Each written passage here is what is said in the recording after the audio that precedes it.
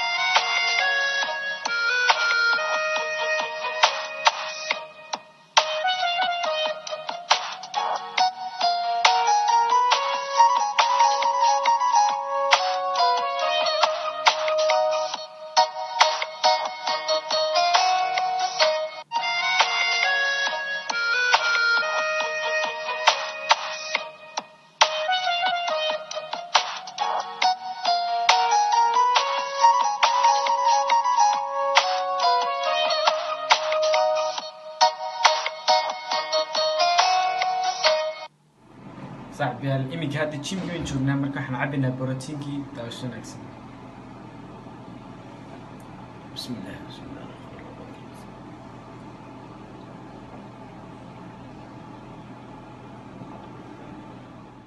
saaxiibayaal intii tricepska dooratay maanta waxaan siyaasadda saxda ah ugu fiican ee tricepska loo dhiso saaxiibayaal birta halkaad ku aragtaan xagga dambe ka tuuraysaa kadibna saasaad u qaadaysaa sida fiidiyogan ka muuqato saaxiibayaal 45 jeer ugu yaraan maalintii saaxiibayaal marka 45 jeer isku hal mar ka jarin 15 sawga kala jir saaxiibayaal saaxiibayaal talabaadna waa halkan ka muuqata saaxiibtana ugu yaraan maalintii 45 jeer ka jar kadibna 45 jeer isku mar halka wada jarna 15 saaxiib sawga dhig waa ugu yaraan waad ka sii badin kartaa dad doontid cotton 60 waxa doontid ka dhigan kartaa saaxiibayaal marka saaxiibayaal 2 bilood gudahooda dad wax isku bedel ku arki weedaan saaxiibayaal si khaladaad u sameeyay runtaan ku sheegay 2 bilood gudahooda dad wax isbedel ku arki weedaan saaxiibayaal haya murqaab leega saaxiib waxaan ku dhiniyo imikana gacantii bidix baan ku wada saaxiibayaal imika saasada oranaysa tan waa halkii gacan baan waxaan ku oran lahaa inaad ka jirtid muxuu ahaa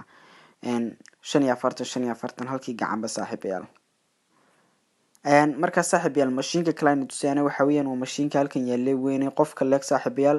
marka saaxiibayaal mashiinkan waxaad ka jiraysaa 45 jeer ugu yaraan marka 15 sawga kala jir baan ku oran lahaa because 45 saaxiibayaal marka ma wada jeedi kartid miisaankan halkan ku qaadiya imika waxa weeyaan 60 marka wadiyara ma ogtahay saaxiibayaal waxaan jeed kalna waa halkan ka muuqata tan 45 jeer baad ka jaraysaa ugu yaraan marka waa 15 haddaad laakiin 20 uga jari kartidna ka jar waa sida loo kala xoog weyn saaxiibayaal ama sida loo kala adkeysiga badan yahay marka saaxiib waxaan kula talinaynaa inaad saaw isticmaashaan aad iyo aad saaxiibayaasha intiina cusub soo dhawaada